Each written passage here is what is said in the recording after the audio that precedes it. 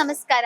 ಇದೀಗ ನಮ್ಮೊಂದಿಗೆ ಶ್ರೀಯುತ ಪೀತಾಂಬರ ಹೇರಾಜೆ, ನಿವೃತ್ತ ಸೂಪರಿಂಟೆಂಡೆಂಟ್ ಆಫ್ ಪೊಲೀಸ್ ಹಾಗೂ ಗೆಜ್ಜೆಗಿರಿ ಕ್ಷೇತ್ರದ ಕಾರ್ಯಾಧ್ಯಕ್ಷರು, ಅದರ ಜೊತೆಗೇನೆ ರಾಘವೇಂದ್ರ ಮಠದ ಅಧ್ಯಕ್ಷರು, ಹಾಗೆ ರಾಮಕ್ಷೇತ್ರದ ಟ್ರಸ್ಟಿ. ಇದೇ ರೀತಿ ಹಲವಾರು ಧಾರ್ಮಿಕ ಕ್ಷೇತ್ರಗಳಲ್ಲಿ ತಮ್ಮನ್ನು ತಾವು ತೊಡಗಿಸಿಕೊಂಡಿರುವಂತಹ ಮಹಾನುಭಾವ ಇದ್ದಾರೆ.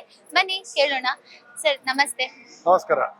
ಈ ಒಂದು ಉಜಿರೆಯ ಬ್ರಹ್ಮಕಲಶೋತ್ಸವ ಒಂದು ದೊಡ್ಡ ರೀತಿಯಲ್ಲಿ, ಒಂದು ನಾಡಿನ ಹಬ್ಬದ ರೀತಿಯಲ್ಲಿ ನೆರವೇರ್ತಾ ಇದೆ. ಏನ್ ಅನಿಸ್ತಾ ಇದೆ ಇದನ್ನ ನೋಡಿ? ಪ್ರಪ್ರಥಮವಾಗಿ ನಾನು ಯೂಟ್ಯೂಬ್ನವರಿಗೆ ನಾನು ಅಭಿನಂದಿಸ್ತೇನೆ.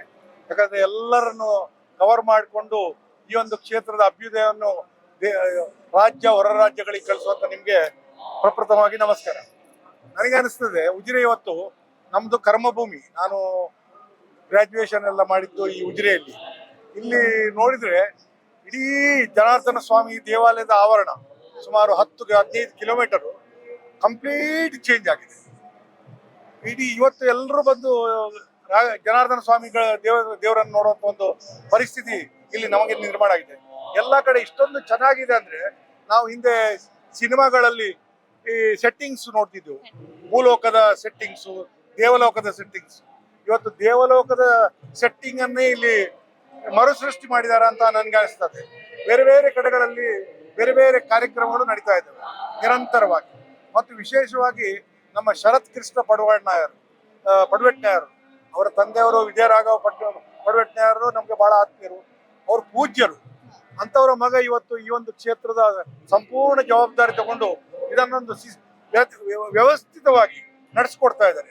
ಅದಕ್ಕೆ ಪರಮ ಪೂಜ್ಯ ವೀರೇಂದ್ರ ಹೆಗಡೆ ಅವರ ಸಹಕಾರನೂ ಇದೆ ಅಂತ ನನಗೆ ಗೊತ್ತಿದೆ. ಯಾಕಂದ್ರೆ ಧರ್ಮಸ್ಥಳ ಮತ್ತು ಉಜಿರೆ ಯಾವತ್ತು ಭೇದ ಭಾವವನ್ನು ತೋರಿಸಿಲ್ಲ. ಅಲ್ಲಿ ಮಂಜುನಾಥ, ಇಲ್ಲಿ ಜನಾರ್ದನ ಸ್ವಾಮಿ. ಮತ್ತು ಜನಾರ್ದನ ಸ್ವಾಮಿಗೆ ಇವತ್ತು ನಾಡಿನೆಲ್ಲೆಡೆ ದೇಶದೆಲ್ಲೆಡೆ ಭಕ್ತರು ಇವತ್ತು ಒಂದೆಡೆಗೆ ಸೇರಿ ಬೇರೆ ಬೇರೆ ವಿಷಯಗಳನ್ನು ಚರ್ಚಿಸಿ ಇವತ್ತು ಒಂದು ರಾಜಗೋಪುರಗಳನ್ನು ನೋಡುವಾಗ ಇಷ್ಟು ಬೇಗ ಇಷ್ಟೊಂದು ಭವ್ಯವಾದ ಒಂದು ರಾಜಗೋಪುರ ಆಗಿದೆ ಅಂದ್ರೆ ನಮ್ಗೆ ನಿಜವಾಗಿ ಮನಸ್ಸು ತುಂಬುತ್ತದೆ. ಒಳಗೆ ಬರುವಾಗ ನಮ್ಗೆ ಧನ್ಯತಾ ಭಾವ ಉಂಟಾಗ್ತದೆ. ನಾವು ಹೋಗಿ ಪ್ರಾರ್ಥನೆ ಮಾಡುವಾಗ ಖಂಡಿತ ಜನಾರ್ದನ ಸ್ವಾಮಿ ನಮ್ಗೆಲ್ಲ ಆಶೀರ್ವಾದ ಮಾಡ್ತಾನೆ ಅಂತ ಹೇಳಿ ನನಗೆ ಅನಿಸ್ತದೆ. ಇಲ್ಲಿರುವ ಕಾರ್ಯಕರ್ತರು ಮತ್ತು ಸೇವಾ ಕಾರ್ಯಕರ್ತರು, ಧರ್ಮ ಬಂಧುಗಳು ಪ್ರತಿಯೊಬ್ಬರು ತಮ್ಮ ತಮ್ಮ ಕೆಲಸಗಳನ್ನು ಅಚ್ಚುಕಟ್ಟಾಗಿ ಮಾಡ್ತಾರೆ. ಸ್ವಚ್ಛತೆಗೆ ಭಾರಿ ಆದ್ಯತೆ ಕೊಡ್ತಾ ಇದ್ದಾರೆ. ಮತ್ತು ಪ್ರತಿಯೊಂದು ಕಡೆ ನನಗೆ ನೋಡುವಾಗ ಈ ಮೊನ್ನೆ ಹೊರೆ ಕಾಣಿಕೆ, ಒಂದು ಅಭೂತಪೂರ್ವವಾದ ಹೊರೆ ಕಾಣಿಕೆ. ಎಲ್ಲಿ ನೋಡಿದ್ರಲ್ಲಿ ತೆಂಗಿನಕಾಯಿ, ಅಡಿಕೆ ಮತ್ತು ತರಕಾರಿ, ಹಸಿರು ಹೊರೆ ಕಾಣಿಕೆ ರಾಶಿಗಳು ಈ ಒಂದು ಕ್ಷೇತ್ರದಲ್ಲಿ ನಾವು ಕಾಣಿಸ್ತೀವಿ. ಅಂದ್ರೆ ಈ ಕ್ಷೇತ್ರಕ್ಕೆ ಎಷ್ಟು ಜನ ಭಕ್ತರು ಇರಬಹುದು ಅಂತ ನಾವು ಲೆಕ್ಕ ಹಾಕ್ಬಹುದು. ನಿರಂತರ ಸೇವಾ ಕರ್ತೃಗಳು ಇಲ್ಲಿ ಬಂದು ಕೆಲಸ ಮಾಡಿಕೊಂಡು ಅವರು ತಮ್ಮ ಒಂದು ಸಮಾಧಾನಕ್ಕಾಗಿ ಅವರವರಿಗೆ ದೇವರ ಒಂದು ಶಕ್ತಿ ಇರಲಿ ಅಂತೇಳಿ ಬಂದು ಹೋಗ್ತಾರೆ. ಬಟ್ ಬಹಳ ಒಂದು 10 ದಿವಸ ಆಗುವಂತ ಒಂದು ಇಂಥ ಬ್ರಹ್ಮಕಲಶೋತ್ಸವ ವಿಜಯ ಗೋಪುರ ಇದು. ಯಾಕಂದ್ರೆ ವಿಜಯ ಪಡುವೆಟ್ನಾಯರ್ ಅವರ ಹೆಸರಿನಲ್ಲಿ ಇರುವಂತ ಒಂದು ಸ್ಮಾರಕ ಅವ್ರದ್ದು. ಅದನ್ನು ನನಗೆ ನೋಡ್ಲಿಕ್ಕೆ ಬಹಳ ಸಂತೋಷ ಆಗ್ತದೆ. ಸರ್, ವಿಜಯ ಗೋಪುರ ಅಂತ ಹೇಳಿದ್ರೆ, ಈ ಒಂದು ಸುಂದರವಾಗಿ ಮೂಡಿರುವಂತಹ ವಿಜಯ ಗೋಪುರ ಶ್ರೀ ವಿಜಯರಾಘವ ಪಡುವೆಟ್ನಾಯರ್ ಇವರ ಹೆಸರಿನಿಂದ ಬಂದ್ರೆ ಅದೊಂದು ಅವರ ಕನಸಾಗಿತ್ತು. ನೀವ್ ಹೇಳಿದ್ರೆ ಅವರು ಆತ್ಮೀಯರಷ್ಟೇ ಅಲ್ಲ, ಪೂಜ್ಯರು ಅಂತ. ಹಾಗೆ ನಿಮ್ಮ ಆತ್ಮೀಯತೆಯ ಬಗ್ಗೆ ಒಂದಷ್ಟು ಏನ್ ಹೇಳ್ತೀರಾ? ಇಲ್ಲ, ಯಾವಾಗಲೂ ನಾವು ವಿಜಯರಾಘವ ಪಡುವೆಟ್ನಾಯರ್ನ ಯಾವಾಗ ನೋಡಿದ್ರು ಅವರಿಗೆ ಊರಲ್ಲೆಲ್ಲ ದಣಿಗಳು ಅಂತಾರೆ. ಆದ್ರೆ ನಮ್ಗೆ ಅವರ ಒಂದು ಭವ್ಯತೆಯನ್ನು, ಒಂದು ದೈವಿ ಸ್ವರೂಪವನ್ನು ನಾವು ಅವರ ಹತ್ರ ನೋಡ್ತೇವೆ. ಈಗ ಅದೇ ಮಾದರಿಯನ್ನು ಅವರ ಮಗನಲ್ಲೂ ನಾವು ನೋಡ್ತೇವೆ. ಯಾಕಂದ್ರೆ ನಾವೆಲ್ಲ ರೋಟರಿಯಲ್ಲಿ ಒಟ್ಟಿಗಿದ್ದವರು, ಮತ್ತೆ ಬೇರೆ ಬೇರೆ ಕಾರ್ಯಕ್ರಮಗಳನ್ನು, ಧಾರ್ಮಿಕ ಕಾರ್ಯಕ್ರಮಗಳನ್ನು ಮಾಡುವಾಗ ನಮ್ಮೊಟ್ಟಿಗೆ ಬಂದು ಸಹಕರಿಸಿದವರು. ನಾನು ಬೆಳ್ತಂಗಡಿ ರಾಘವೇಂದ್ರ ಮಠದ ಅಧ್ಯಕ್ಷನಾಗಿ ಹಲವಾರು ವರ್ಷದಿಂದ ಇದ್ದೇನೆ.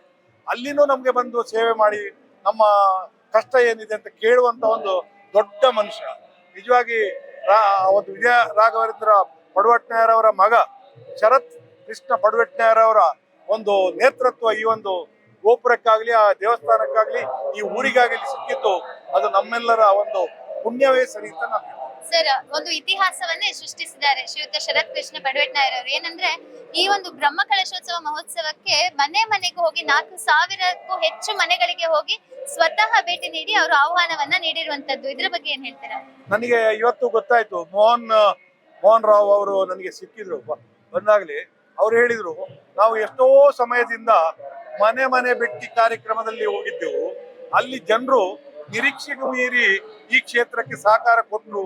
ಮತ್ತು ಅದರಿಂದ ನಾವು ಇಷ್ಟೊಂದು ಕೆಲಸ ಮಾಡ್ಲಿಕ್ಕೆ ಅವಕಾಶ ಆಯ್ತು ಅಂತ ಹೇಳಿ ಅವರು ಹೇಳ್ತಾ ಇದ್ರು. ಸತ್ಯ, ಇವತ್ತು ಉಜಿರೆಯಲ್ಲಿ ಎಲ್ಲಿ ಹೋದ್ರು ಅವರು ಹೇಳುದು, ಅವರು ಶರತ್ ಕೃಷ್ಣ ಪಡುವೆಟ್ನೆ ಅಂತ ಹೇಳೋದಿಲ್ಲ, ದೊಡ್ಡ ದಣಿಗಳು ಸಣ್ಣ ದಣಿಗಳು, ಮತ್ತು ಅದನ್ನೇ ಅವರು ಉಳಿಸ್ಕೊಂಡು ಬಂದಿದ್ದಾರೆ. ಇವತ್ತು ಬಹಳ ವಿಶಿಷ್ಟ ಏನಂತಂದ್ರೆ ಅದನ್ನು ಉಳಿಸ್ಕೊಂಡು ಬರೋದು. ದಣಿಗಳು ಅನ್ನೋದು ಬಹಳ ಸುಲಭ, ಆದ್ರೆ ದಣಿಗಳು ಆಗಿ ಉಳ್ಕೊಳ್ಳೋದು ಅದು ಬಹಳ ಕಷ್ಟ ಇದೆ. ಅಂಥದ್ರಲ್ಲಿ ಇವತ್ತೂ ಜನರ ಪ್ರೀತಿ ವಿಶ್ವಾಸಕ್ಕೆ, ಸಾಮಾನ್ಯ ಜನರ ಒಂದು ಪ್ರೀತಿಗೆ ಈಗಿನ ಚಿಕ್ಕ ದಣಿಗಳು ಭಾಗಿಯಾಗಿದ್ದಾರೆ ಅಂತ ಹೇಳಿಕೆ ನನಗೆ ನೆಮ್ಮದಿ ಆಗ್ತದೆ. ಸರ್, ನೀವ್ ಹೇಳಿದ್ರೆ ನೀವ್ ಇಲ್ಲೇ ಗ್ರಾಜುಯೇಷನ್ ಮಾಡಿದ್ದು ಅಂತ. ಅಂದಿನ ಉಜಿರೆಗೂ ಇಂದಿನ ಉಜಿರೆಗೂ ಯಾವ ವ್ಯತ್ಯಾಸವನ್ನ ಕಾಣ್ತಾ ಇದ್ದೀರಾ? ನಾನು ಸುಮಾರು 52 ವರ್ಷಗಳ ಹಿಂದೆ ಉಜಿರೆ SDM ಕಾಲೇಜಿನ ವಿದ್ಯಾರ್ಥಿ, ಮತ್ತು ಈಗ ನಾನು ಹಿರಿಯ ವಿದ್ಯಾರ್ಥಿ ಸಂಘದ ಅಧ್ಯಕ್ಷ ಉಜಿರೆ SDM ಕಾಲೇಜ್. ಅಂದಿನ ಉಜಿರೆನೇ ಬೇರೆ. ಆವಾಗ ಒಂದು ಬಸ್ಸಿನಲ್ಲಿ ನಾವು ಬೆಳ್ತಂಗಡಿಯಿಂದ ಬರ್ತಿದ್ದೆವು, ಅದು ತೂಗಾಡಿಕೊಂಡು ಬಂದು ಕಾಲೇಜಿಗೆ ಬಂದು ಸೇರ್ಕೊಳ್ತಿದ್ದೆವು. ಇಷ್ಟೊಂದು ಅಭಿವೃದ್ಧಿ ಆಗಿರಲಿಲ್ಲ. ಈಗ 50-60 ವರ್ಷದ ಮೇಲೆ ಇಷ್ಟೊಂದು ಅಭಿವೃದ್ಧಿ ಆಗಿದೆ. ಇವತ್ತು ಶಿಕ್ಷಣ ಕಾಶಿ ಉಜಿರೆ ಅಂದ್ರೆ ಧರ್ಮಸ್ಥಳದ ಒಂದು ಪ್ರಭಾವದಿಂದ ಇದೊಂದು ಶಿಕ್ಷಣ ಕಾಶಿ ಆಗಿದೆ. ಇದಕ್ಕೆ ಪೂರಕವಾಗಿ ಜನಾರ್ದನ ಸ್ವಾಮಿ ದೇವರ ಆಶೀರ್ವಾದ. ಯಾಕಂದ್ರೆ ಉಜಿರೆಯಲ್ಲಿ ಆಗ್ಬೇಕಾದ್ರೆ ಸ್ವಾಮಿಗಳ ಆಶೀರ್ವಾದ ಇರಲೇಬೇಕು, ಅದು ನಿರಂತರವಾಗಿದೆ. ಮತ್ತು ನಮ್ಗೆಲ್ಲ, ನಾನು ಗ್ರಾಜುಯೇಷನ್ ಮಾಡಿ 71ರಲ್ಲಿ ಇಲ್ಲಿಂದ ಬಿಡುಗಡೆ ಹೊಂದಿದ್ದೇನೆ. ಮುಂದೆ ಪೊಲೀಸ್ ಅಧಿಕಾರಿಯಾಗಿ SP ಆಗಿ ನಿವೃತ್ತಿ ಆಗಿದ್ದೇನೆ. ಸುಮಾರು 35 ವರ್ಷ ಸುದೀರ್ಘ ಸೇವೆ ಮಾಡಿ ನನಗೆ ರಾಷ್ಟ್ರಪತಿ ಪದಕ, ಮುಖ್ಯಮಂತ್ರಿಗಳ ಪದಕನೂ ಬಂದಿದೆ. ಅಂದ್ರೆ ಈ ಪುಣ್ಯದ ಮಣ್ಣಲ್ಲಿ ಓದೋದಕ್ಕೆ ನನಗೆ ಹೆಚ್ಚಿನ ಪದಕ ಸಿಕ್ಕಿದೆ ಅಂತ ಹೇಳಿ ನನಗೆ ಅನುಭವ ಆಗುತ್ತೆ. ನೋಡಿದ್ರಲ್ವಾ, ಇವರ ಒಂದು ಸ್ಫೂರ್ತಿದಾಯಕ ಕಾರ್ಯ ನಮ್ಮೆಲ್ಲರಿಗೂ ಇವತ್ತಿನ ಯುವ ಜನತೆಗೆ ಪ್ರೇರಣೆ ಅಂತ ಹೇಳ್ತಾ ಧನ್ಯವಾದಗಳು ಸರ್.